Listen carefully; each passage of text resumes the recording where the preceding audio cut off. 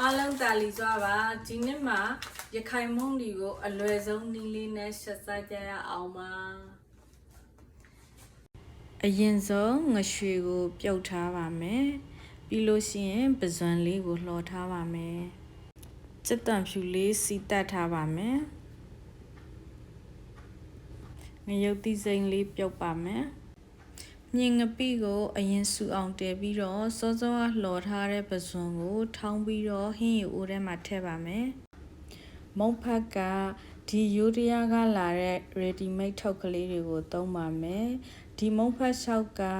ရခိုင်လက်ညှိမှုဒီဖက်နဲ့တူပါတယ်ငရွှေငါးအသားလေးတွေကိုနှွေနေတဲ့အချိန်မှာမုံဒီကိုပြုတ်ထားပါမယ်ငရွှေအသားနှွင်ထားတဲ့ဟာကိုငမှုံလုပ်ပါမယ်မြင်ငပိလေးမိကင်ပြီးတော့စောစောပြုတ်ထားတဲ့ငရုတ်သီးစိမ်းလေးနဲ့ရောထောင်းပါမယ်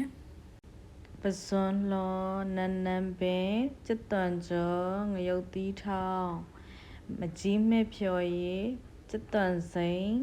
စားအနည်းငယ်ထည့်ပါမယ်ပြီးရင်ငမှုံလေးထည့်ပြီးတော့မှနယ်ပါမယ်ပဲကြော်လေးပါထည့်နေထားပါတယ်မုံဒီတုပ်လေးစားလို့ရပါပြီရှင်စူနေတဲ့မုံဒီဟင်းရည်တဲကိုငရုတ်ကောင်းစက်တံဖြူထောင်းပြီးတော့ထည့်ပါမယ်နောက်ဆုံးမှာငါးအသားနှွင်ထားတဲ့ဟာလေးကိုထည့်ပါမယ်မုံဒီဟင်းရည်စားလို့ရပါပြီရခိုင်မုံဒီအရည်နဲ့လည်းတုံးဆောင်လို့ရပါပြီတုံးဆောင်ကြပါအောင်ရှင်